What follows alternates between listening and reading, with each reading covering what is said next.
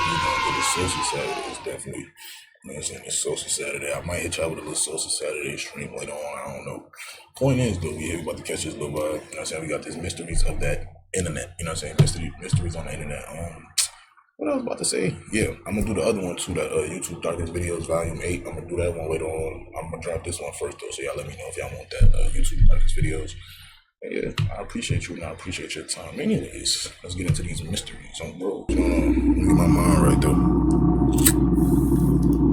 It's the 22nd of November, 2019. A Ring doorbell begins recording as a young girl approaches a home in the Harriet Creek Ranch neighborhood of Texas. It's pitch black out and the girl is seen all alone, which by itself is strange enough, but it's moments later that this footage becomes truly concerning.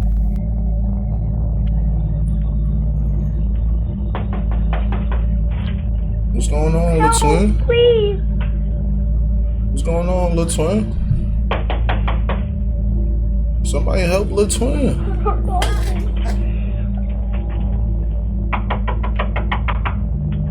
Please help. She was begging for help, pounding her hand against the door, all the while continuously turning her head around, as if she was expecting someone to come up behind her. The footage then comes to an abrupt end, only to start again seconds later. But this entire time, no one answers that door. The wait was just too unbearable for the child as she then took off.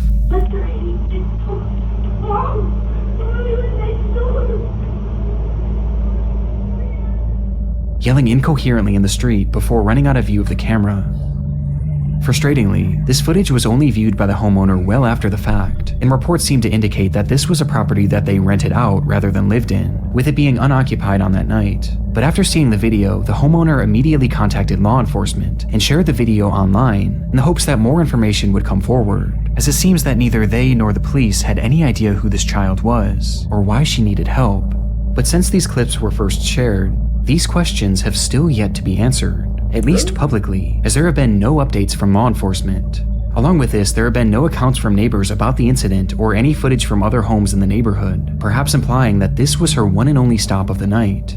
It's like after this footage, this girl dropped off the face of the earth, with this entire situation being a mystery to this day, leaving us with only theories. The first and most popular theory is that this girl was an escaped victim of kidnapping, or perhaps an abusive household, and had run to the closest home to ask for help. We've seen situations like this many times before, with the most popular example at the moment being the case of Ruby Frankie, whose son escaped their house and ran to their neighbor for help. Wondering if you could do.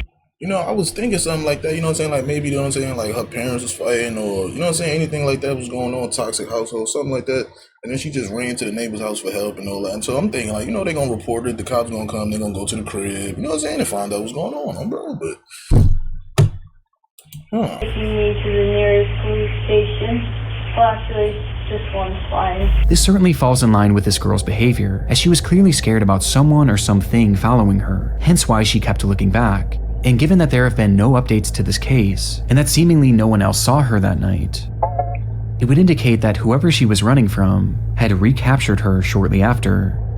And what makes this theory even more horrifying is that many online users believe that this girl isn't the only person shown in this footage. Help, please. As in the background, some can see what appears to be movement behind the bush, and potentially even a figure. Please help. man, I can't see shit, man. Fuck all that. And this just so happens to be the direction that this girl is looking in every time she turns back, almost like she knew someone was hiding there. Which brings us to our second theory, that this entire thing was a setup. The belief here is that this girl was coerced into going up to a stranger's home to beg for help, so that when this unsuspecting homeowner would open their door, those people who made the girl do this would then rush into the home and rob the person. This could explain why she was looking at that bush so frequently, as that's where this person or these persons would have been hiding, and she was looking to them for guidance, perhaps unprepared for the homeowner not to open their door. Both of these theories are disturbing in their own right, and both clearly indicate that this girl is in need of help, regardless of what the situation is. But still, there's been no confirmation as to whatever happened to this child, even despite the public interest. One of the biggest talking points online came from some theorizing that this girl might be Serenity Denard, a then 9-year-old girl who had gone missing in February of 2019 from a children's facility in South Dakota, who looked eerily similar to the child shown in this video. But in my research, I was able to find a Facebook post from one of Serenity's mothers, who shared that they were in fact aware of the video, and that they had actually contacted law enforcement about it. And in her post, she claims that investigators told her that the girl had been identified at some point, and that she had lived in that neighborhood, with there being no further elaboration as to why she was asking for help. This is quite literally one of the only updates I was able to find, but unfortunately it was one that I wasn't able to confirm, and it also fails to explain what exactly happened to this girl, leaving this footage and this entire scenario as one of the many mysteries of the internet. Damn, little twin. Damn.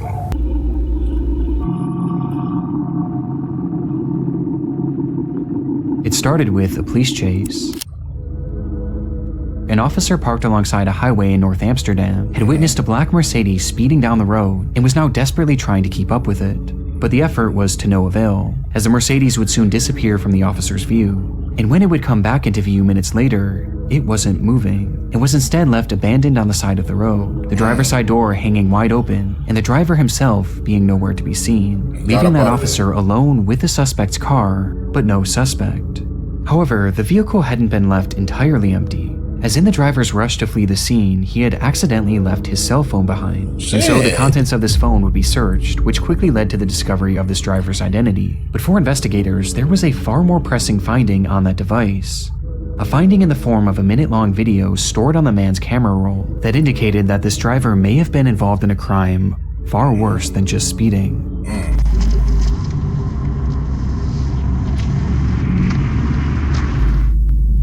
The footage was taken inside a different vehicle and showed an unseen driver holding up his cell phone alongside another man in the passenger seat. The camera was focused on a car in front of them, with both men seeming intent on catching up with it, as in the moments before this recording started, something had happened between them, which the men inside this car felt they had to get revenge for. Voor ons net hebben brutaliteit met ons gemaakt. Deze mannen voor ons hebben net de brutaliteit. Run, maat, ze gaan weer run! They referred to this unseen incident as an act of brutality by a group of men in this other vehicle, and by the looks of it, it's likely that this car had simply cut them off, as there was a freshly closed lane in the stretch of road at the time, which created an unexpected merge. And this is most likely what this group inside this separate car thought too, as they were showing no signs of road rage, and were instead just casually driving with the flow of traffic.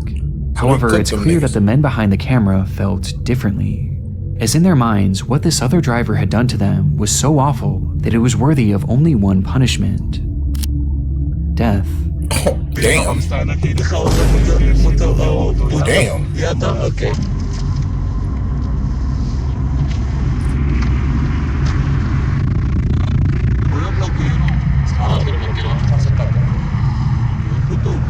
Ze hebben net de brutaliteit met wat uitgehaald. Deze kant.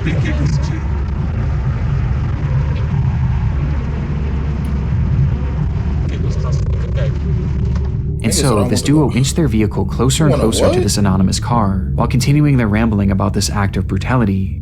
And when they finally positioned themselves next to the vehicle,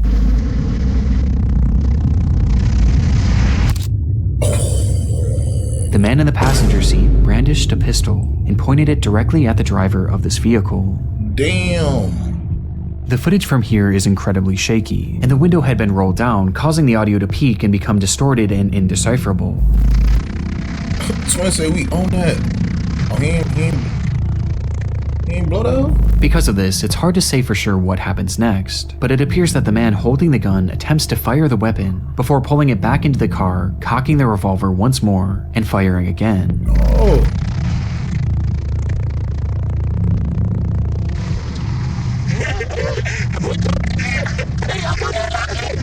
To which both men erupt with laughter and begin celebrating, before the recording stops. Based on the footage, it's unclear what happened to the driver of this vehicle or the other occupants, and finding this information became priority 1 for law enforcement. In their research, they determined that this video was shot on May 12, 2014, at around 9:40 p.m., 1 full month before they had stumbled upon it, and it had been taken on the A1 highway near entrance 2101. And yet, when they checked their files to match this information with any of their cases, they realized that there was no record of this incident. This crime had never so much as been reported, despite it seeming to depict a shooting in the middle of a busy highway. To make matters more confusing, police were able to track down the men who took this video and carried out the actual attack, and yet neither of them claimed to know what happened to the people that they shot at, and both refused to elaborate any further, leaving investigators in a strange position. They had undeniable proof of a crime, one that at the very least was attempted murder, and they also had their suspects. They just didn't have any victims. And so they studied the footage even more, which is when they made a disturbing revelation about these victims. Throughout the video, the perpetrators refer to the people within this car as a group of men, and while the footage we have today has the occupants' faces blurred, they were able to conclude that the driver was in fact a man. However, they discovered that the passenger next to him is clearly a woman wearing a headscarf. And most shocking of all, in the back seat was what appeared to be a child, meaning that they had been shooting at what, in all likelihood, was a family. Police released this video to the public later that year under the name Amsterdam Schiet Incident Ringweg A10, or Amsterdam Shooting Incident on Ring Road A10, where they revealed this footage but disguised the voices and faces of the perpetrators for unknown reasons. And in releasing this, they asked the public to come forward with any information that could help identify this family. They asked for witnesses on the scene, car repair shops that may have fixed a car with bullet holes, any hospitals that had shooting victims on or around that day, and most importantly, they asked for the family inside this car to come forward, as without their testimony, convicting these men was nearly impossible, as it wasn't fully clear what crime they'd even committed. That was 11 years ago, and to this day, no one has come forward, leaving us with only theories. The first theory is that the people shot at in this footage may have been undocumented immigrants, or perhaps one of them had a warrant out for their arrest, meaning that if they were to report this crime, or if they were to have gone to the hospital with a bullet wound, then police would have certainly got involved, and in turn they would have gotten in trouble as well, essentially forcing them to stay quiet as saying anything would put their freedom in jeopardy. Another theory is that the shots may have simply missed the vehicle, and the driver decided not to report it, with some believing that this whole situation was no big deal. But to me, this doesn't seem like something that would be so easily brushed off, especially because a child is involved, though it is possible that perhaps this family was afraid to report the crime, as they clearly knew how dangerous these men were, and feared that reporting this crime would only further put a target on their backs. And finally, there's the theory that this weapon never fired at all. This is where the audio peaking becomes a major factor, as it's extremely difficult to make out the sound of gunshots, as the gun was literally outside of the vehicle when it was seemingly being fired. But it is worth noting that investigators working the case seemed confident that the weapon fired at least once, and I also personally hear a distinct popping sound at the end.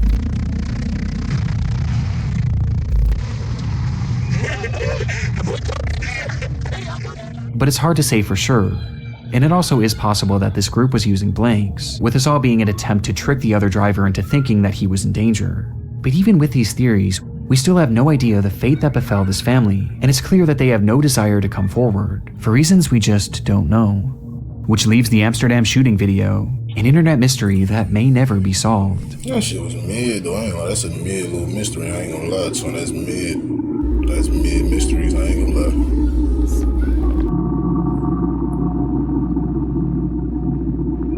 Urgent, I need help please. We are from BSAS West Zone, Castelar, San Juan neighborhood. Alright.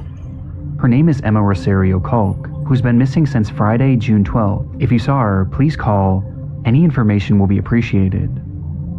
This post was made to the subreddit r/Argentina on June 16th, 2020 by a user named u/Naram, who asked for the public's help in finding a missing woman named Emma Culk, and in the comments he would offer more context, saying, "She went out to buy something and never came back. She was last seen here in the neighborhood. Sanchez and Pavan is the area where she went to buy something. She was dressed in the clothes that she's seen in the photo. She was carrying her wallet with her ID and a cell phone." Quickly, the post was inundated with concerned citizens wanting to help in the matter, with the gravity of the situation being made even greater, as earlier that day, Naram had made a similar post, which revealed that Emma Culk was actually his mother. This revelation only made the post more important, as people left comments offering support and encouragement, with many even providing advice on how he could potentially track her down, to which Naram seemed genuinely grateful. Across the entire internet, this seems to be the first post ever made on Emma's disappearance, but it would be far from the last. as people spread this information far and wide almost immediately after Naram's post, which was also followed by several local news reports, which proved that Emma was in fact a real person and was in fact missing, with these articles mentioning something that her son had not, that she was feared to have been taken. Damn. The only thing we know for sure is that she went into her house, left her bike, and for some reason went out but did not come back in. Apparently, she did not leave on purpose, and that is what worries us the most. Things were clearly very concerning, and the tension of the situation only increased as a day passed, and then too, with Naram vowing to keep everyone updated on the status of the search. And sure enough, right after this update, Naram's missing mother would finally be found. The worst news, Emma Rosario Kolk was murdered. She had been missing since June 12th. Her son killed her with stab wounds and then buried her in the backyard of his house. He was arrested. Rest in peace, Emma. Wait. Huh? Who? Who did what? Most. Things were clearly very concerning, and the tension of the situation only increased as a day passed. And then too, with Naram vowing to keep everyone updated on the status of the search. And sure enough, right after this update, Naram's missing mother would finally be found. The worst news, Emma Rosario Kolk was murdered. She had been missing since June 12th. Her son killed her with stab wounds and then buried her in the backyard of his house. He was arrested. Rest in peace, Emma. Damn. Emma Kolk had been found dead, murdered and buried in her own backyard, with the perpetrator allegedly being her own son, Daniel Kolk, who had confessed to stabbing her once in the chest and then twice in the head before burying her body in the backyard. Bro, nah, you can't do mom dudes like that, so that's crazy. RP to mom dudes. What you on, twin? What you on? If never being given. The ending to Emma's search was disturbing, but perhaps the most shocking part was the revelation that she was killed by her own son, 20-year-old Daniel Kolk, which immediately called into question Naram's Reddit post, as he had claimed to be Emma's son, leading many to wonder, was Naram the killer? And so, desperate for clarification, someone commented, "By any chance, are you 20 years old?" To which Naram actually responded, writing simply, 25, before eventually leaving the following explanation. Apparently, it was my brother. That's what the police said when they declared the crime. This would mean that when Naram had been making these pleas to find his mother, in reality, not only was she already dead, but she had been killed by his own brother and buried in their backyard. It's one of the most chilling things I've ever come across on Reddit, but the intrigue of this case doesn't exactly end here, as there was something about Naram's story that wasn't quite adding up. Just days before the disappearance of his mother, he had left a comment on an unrelated post saying, "When I was 8 years old, I wanted to ride a bicycle without hands, according to me because it was easy. I was on the street, dirt, and I let go of the handlebars, and here I am at 19 years old, with the handlebars marked on my abdomen." In his own words, Naram wasn't 25, but instead 19 years old, and potentially 20 years old by the time his mother was found, which put him at the exact age range as Daniel Kolk. This prompted a wave of speculation and confusion and spawned the enduring mystery. Nigga said, hey, what's up with this? Who exactly is Naram? Nigga said, hey, what's up with this? While making things even stranger, digging deeper into his posting history, you can find another comment where he claims to have been working the same job for 6 years, which seemed to contradict the idea of him being 20, thus prompting even more confusion, which eventually caught Naram's attention, who responded by stating, "I didn't write that. It must have been my brother. I don't use this social network. I only used it twice for a work issue and now because my mother disappeared. This account is not mine." This recounting of events made Naram's initial story even more twisted, as if this was true, then not only was it his own brother that killed the mother he was looking for, but he was literally using that same brother's account. And again, this gets stranger. Around the same time, Naram would thank the internet for its help on the case, and then proceed to swiftly disappear, leaving the account untouched for over 2 years. But this silence would be broken in 2022 when they suddenly returned, with their posts being slightly unhinged, gloating about their internet status and bizarrely lashing out at random users who questioned him on his past and present motives. And in these ramblings, he would drop the bombshell that he wasn't actually Emma's son. He now claimed to be Daniel's best friend, writing that he allowed Daniel to make the post on his account to spread the news about his mother's disappearance, which he was completely unaware that Daniel himself had caused. This was the last real update in this case, and it only threw more fuel on the fire of this mystery, with people wondering what version of events, if any, were true. When I hear about this case today, many seem to believe that the entire time Naram was actually Daniel Kolk, and he had made this post to make it seem like he was searching for his mother, and perhaps to even use any given advice to help conceal what he did. As remember, many were offering suggestions on how to find her, which Daniel in turn could have used to essentially do the exact opposite, to help make sure that she was never found. This is tricky because the account posted briefly after Daniel was supposedly arrested. However, the status of this case is entirely unknown to this day, as there have been no updates as to whether or not Daniel was actually charged, with some choosing to believe that this was him the entire time, and perhaps he was even held in prison for a few years before being released, thus explaining his 2-year absence.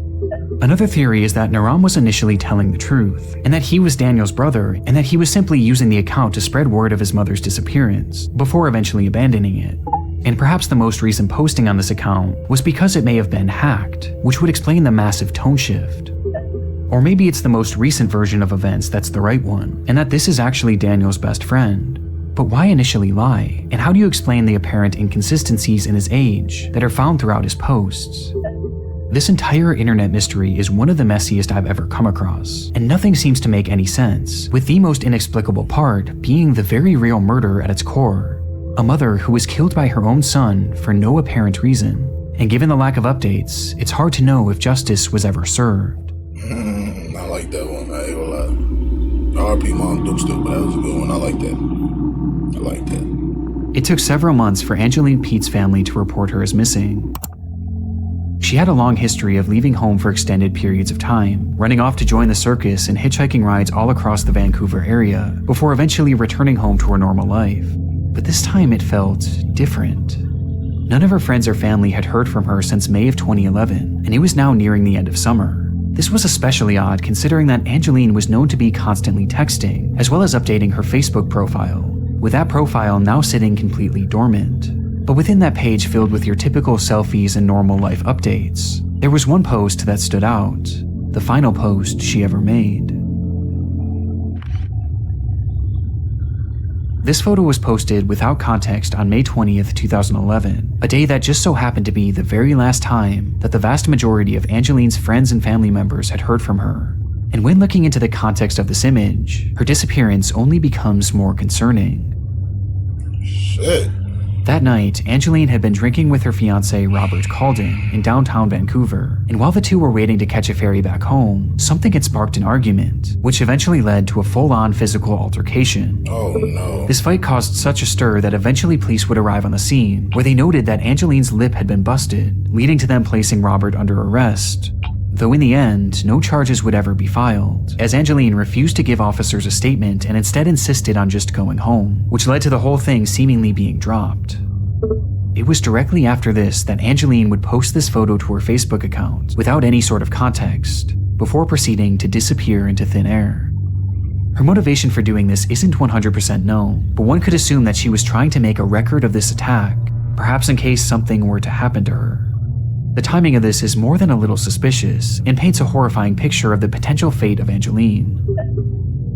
That she had been murdered by Robert Calden as a result of their fight on the 20th of May.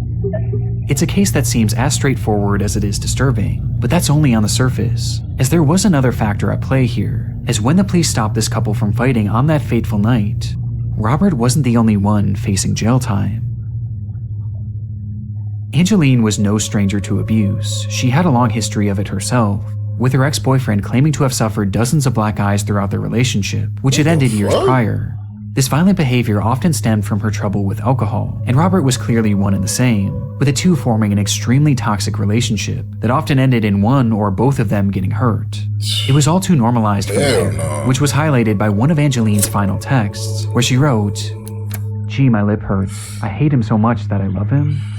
Now, I do want to make it clear that this is in no way meant to come across as victim blaming, but this is vital information for this case, as Angeline's history with violence had landed her in prison numerous times, most recently in 2009 when she was arrested for getting into a massive bar fight. This arrest in particular is noteworthy, as it carried with it multiple conditions, one of which was that Angeline was given a 9 p.m. curfew, and the other was that she was not allowed to drink, with both of these conditions being broken on the night of May 20th, when police intervened in her and Robert's fight. This meant that Angeline was now likely going to be reincarcerated, and sure enough, that same night, officers arrived at her home to question her on the matter, but she failed to answer the door, which led to a warrant being made for her arrest 5 days later on May 25th. That day, a squad car pulled up to Angeline's apartment to bring her into custody, but when police entered the home, they would only find Robert, who just so happened to be on the phone with her. And officers claimed to have spoken with Angeline during that phone call, where they advised her to turn herself in, though she claimed that she was no longer in the area, and eventually hung up the phone. Damn. This would be the last time that officers would speak to Angeline Pete, and seemingly according to Robert, she returned home and left the very next day on the 26th, and never came back. This whole revelation muddies the water in this case, and provides us with our second theory, that Angeline Pete had run away to avoid reincarceration. But there's something unusual to me about this phone call with police. Now, there's hardly any information about this case online, but from all the articles that I've read, it seems that no one in Angeline's life had heard from her after this photo was taken, with the exception of Robert. And when police spoke with her, it was only over the phone. They too hadn't laid eyes on her since the night of May 20th. Prompting some to wonder if Robert had arranged for some sort of decoy to make this phone call. Though however it happened, since that phone call, there has been no activity on any of Angeline's online accounts, and she has never deposited or spent a single cent from her bank account. From that point on, she's been essentially invisible. That was 15 years ago, and today we still have no concrete answers as to what happened to Angeline Pete, with some taking this as a sign that something sinister had in fact happened to her, as how can you go that long without leaving a trail, and without at least trying to come back? Especially in Angeline's case, as she was a mother. Angeline had a 7-year-old son who was by far the most important thing in her life. At the time she went missing, this child was staying with her father, Angeline's former partner, but she still played an incredibly active role in his life, and she wanted to be as involved as she possibly could be. And yet, after 15 years, she's made no attempts to try and reach out to him.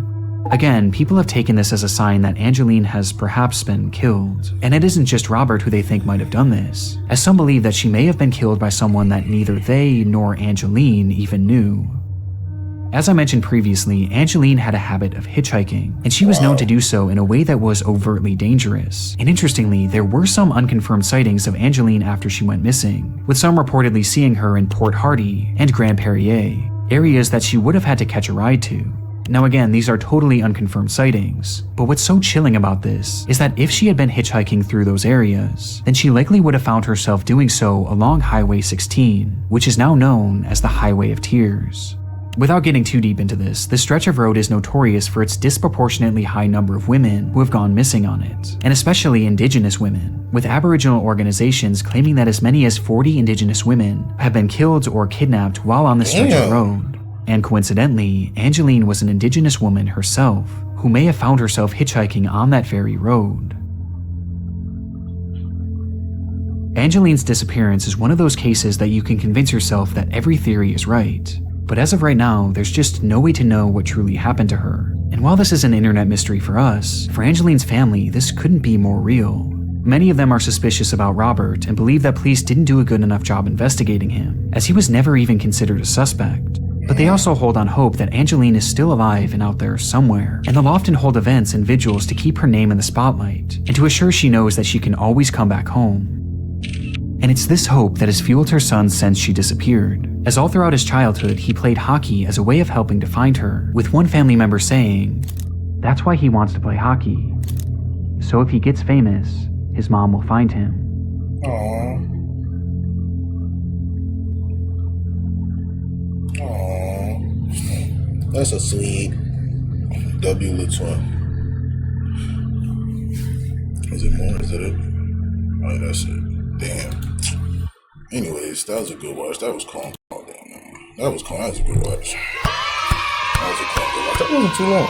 I'm about to go ahead and do the other one. Y'all let me know if y'all want me to drop that today too. I'm probably going to drop this in a little while.